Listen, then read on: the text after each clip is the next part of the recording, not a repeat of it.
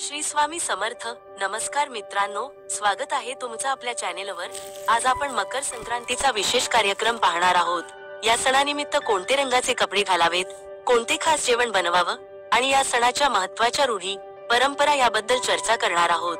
आणि मकर संक्रांती का साजरी केली जाते आणि कधीपासून सुरू करण्यात आली हे सर्व आपण याच व्हिडिओ मध्ये पाहणार आहोत. त्यामुळे व्हिडिओ शेवटपर्यंत पहा, कारण अजून खूप काही खास गोष्टी तुम्हाला कळणार आहेत.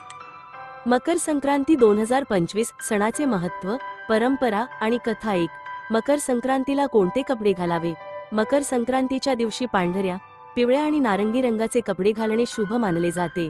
हे रंग प्रकाश, ऊर्जा आणि सकारात्मकतेचे प्रतीक आहेत. पांढरा रंग शांती आणि सात्विकतेचे, पिवळा रंग आनंदाचे आणि नारंगी रंग उत्साहाचे प्रतीक मानले जातात. धार्मिक कार्यांसाठी असे कपडे परिधान केल्याने सणाचा आनंद द्विगुणित होतो. मकर संक्रांती हा भारतातील सर्वात मोठ्या आणि प्राचीन सणांपैकी एक आहे. हा सण सूर्याच्या उत्तरायण यात्रेचं स्वागत करण्यासाठी साजरा केला जातो. या दिवशी सूर्य धनु राशीतून मकर राशीत प्रवेश करतो. सणाचे महत्त्व. उत्तरायण काळाला शुभ मानले जाते. या काळात केलेले धार्मिक कार्य अधिक फलदायी असते असे मानले जाते. धन आणि समृद्धी.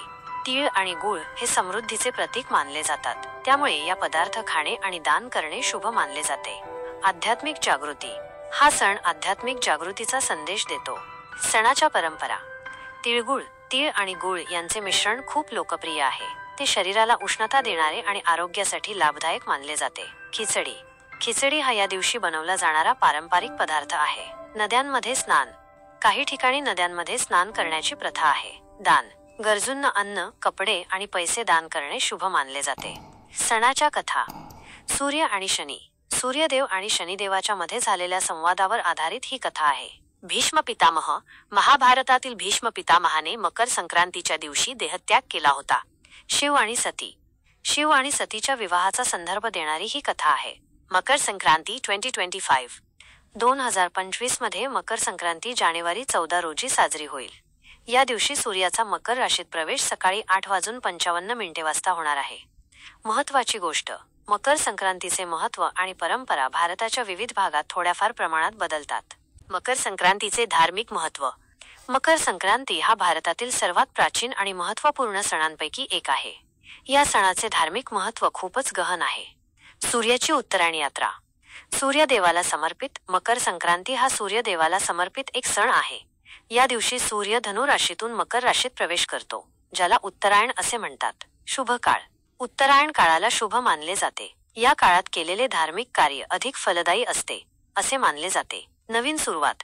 उत्तरायण हा नवीन सुरुवातीचा काळ मानला जातो. या दिवसापासून दिवस लांब होऊ लागतात आणि उष्णता वाढू लागते. पुराण कथा आणि धार्मिक विश्वास. भीष्म पितामह. महाभारतातील भीष्म पितामहाने मकर संक्रांतीच्या दिवशी देहत्याग करण्याची इच्छा व्यक्त केली होती. यामुळे या दिवसाला मोक्ष प्राप्तीचा दिवस मानला जातो. शिव आणि सतीच्या विवाहाचा संदर्भ देणारी कथा ही मकर संक्रांतीशी संबंधित आहे.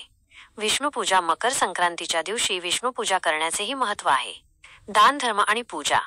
दानधर्म. मकर संक्रांतीच्या दिवशी दानधर्म करणे शुभ मानले जाते. तीळ, गूळ, अन्नधान्य इत्यादी दान करण्याची परंपरा आहे. पूजा.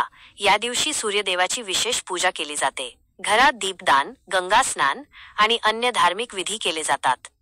मकर संक्रांती आणि वेद. वेदांमध्ये सूर्याच्या महत्त्वाबद्दल अनेक उल्लेख आहेत. सूर्याला जीवनदाता मानले जाते आणि त्याच्या पूजेचे महत्त्व सांगितले आहे. मकर संक्रांती हा केवळ एक सण नसून एक संस्कृती आहे. या सणाचे धार्मिक महत्त्व खूपच गहन आहे. सूर्याच्या उत्तरायण यात्रेचं स्वागत करण्यासोबतच हा सण नवीन सुरुवातीचा आणि आशावादचा संदेश देतो. महत्त्वाची गोष्ट. मकर संक्रांतीचे धार्मिक महत्त्व वेगवेगळ्या धार्मिक संप्रदायांमध्ये वेगवेगळ्या पद्धतीने सांगितले जाते. मकर संक्रांतीचा इतिहास. वैदिक काळापासून आजपर्यंत. मकर संक्रांती हा भारतातील सर्वात प्राचीन आणि महत्त्वपूर्ण सणांपैकी एक आहे.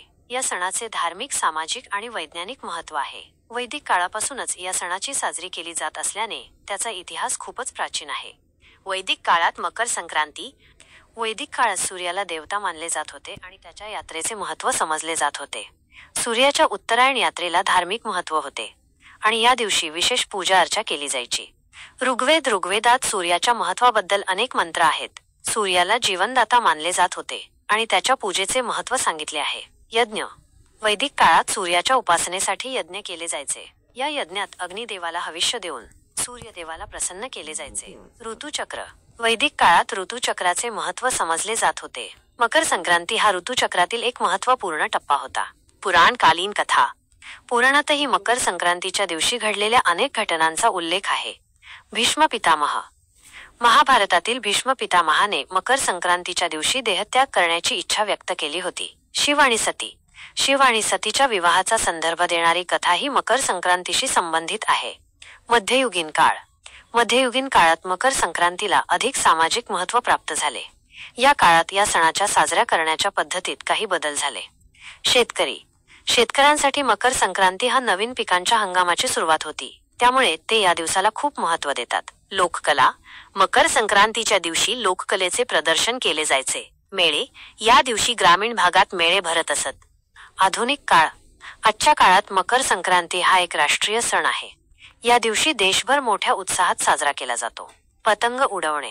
पतंग उडवणे ही मकर संक्रांतीची एक लोकप्रिय परंपरा आहे. तिळगुळ. तीळ आणि गुळ यांचे मिश्रण खूप लोकप्रिय आहे. खिचडी. खिचडी हा या दिवशी बनवला जाणारा पारंपरिक पदार्थ आहे. संक्रांतीचा इतिहास खूपच प्राचीन आहे. वैदिक काळापासूनच या सणाची साजरी केली जात असल्याने त्याचा इतिहास समृद्ध आहे. या सणाचे धार्मिक, सामाजिक आणि वैज्ञानिक महत्त्व आहे. आजही मकर संक्रांती हा भारतातील सर्वात मोठ्या सणांपैकी एक आहे. तर मित्रांनो, आशा करते की तुम्हाला हा व्हिडिओ आवडला असेल. मकर संक्रांती साजरी करताना या सर्व गोष्टी नक्की लक्षात ठेवा.